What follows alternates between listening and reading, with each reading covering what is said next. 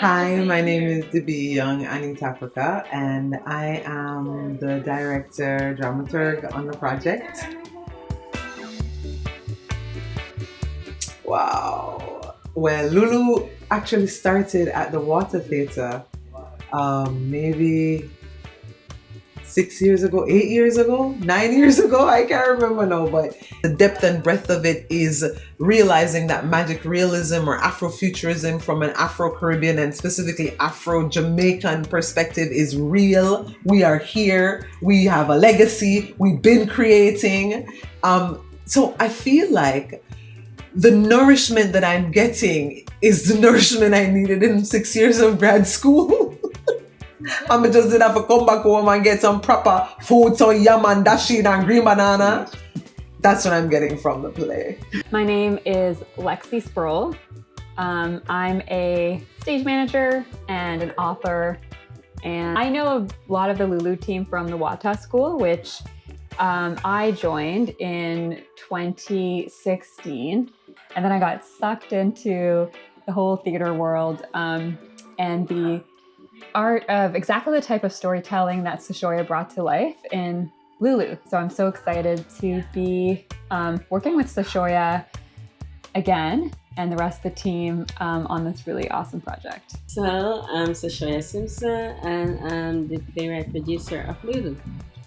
And so the idea of Lulu came about in 2015. It's been a long time. When you work on a piece of theater for a considerable amount of time, there is a depth that you're able to go because you have been developing it over years. And so the level at which we're working now in the studio is so profound because we know these characters and we can look at the script from this place of deep knowing and really listen to see if the words that they're speaking are the words that they would speak. In the show, Sashoya created the character Lulu, who is discovering her heritage by entering the world of myth that she was sent into by her grandmother and Anansi. And it's a world of like Afro-Caribbean heritage. And Sashoya is really inviting the audience into a similar journey Lulu's on, learning the folklore and culture that exists richly in the Caribbean. We had to explore different myths. So for me, I was just drawn to a book around with folk stories. And so opening up this book and seeing folk stories, seeing the Anansi stories, and I was like, how me forgot about them a long time and I studying things, yeah, especially living here in Canada. It's been so long since I connected back to that set of things, even though that's what I was surrounded by growing up. And so seeing that, it made me wonder, so then if I forgot about this and just re-encounter it back then, I'm like, what about kids who are born here of Caribbean heritage? Do they get the opportunity to learn about this side of the culture?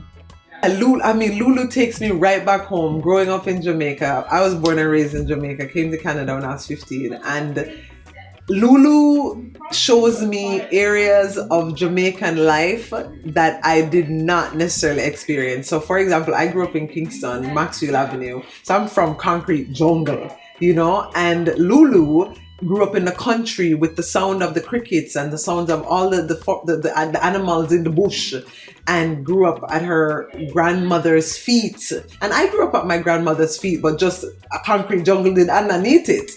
But then it couldn't just be Jamaican. I had to make it a Caribbean folklore adventure because so many of our cultures overlap throughout the Caribbean. Even when we look at the Madras fabric itself, that plaid, each of our country have it. It's just a different variation or alignment of that fabric.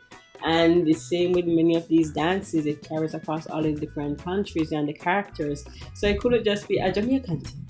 You have to celebrate the whole Caribbean. I get a bit jealous of certain cultures where they have so much of their heritage that's just strong, modern day, still vibrant, And I'm like, we can do that too, we have it. We just have to put the work in for it, and not just look at it as our old time something. Culture is culture. Debbie, the director, has been referring to it as a choreo drama. But it's not a musical.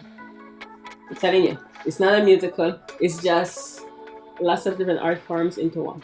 The dub, music, and movement all work together with the characters to bring this story to life in a way that really hits you in the gut. African theatre, Caribbean theatre, African Jamaican theatre is everything on the storytelling tree. So it is music, it is poetry, it is movement and dance, it is sound, it is texture, all of that. Because that's part of culture. I can't leave out music. I can't leave out dance. I mean, come on. Here they would call that a multidisciplinary show, but for we, it's just a regular show. Like, if the show not have that, is not a show. That's true to us. I can't not include essence of that, even if it's not in its whole form, but essence of it. I have to. It's all part of that heritage. And that's what we hope for audience members, is that whether or not you're from the Caribbean, that you'll be able to experience a very particular kind of theater that celebrates our multiplicity of our Caribbean identity. And I hope that the audience walks away with a little dub in their step.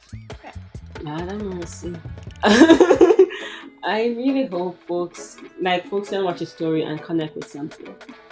Whether it's a memory that gets brought back from childhood, or they can relate to the journey of the character, or they can relate to the cultural elements and the overall meaning of the show.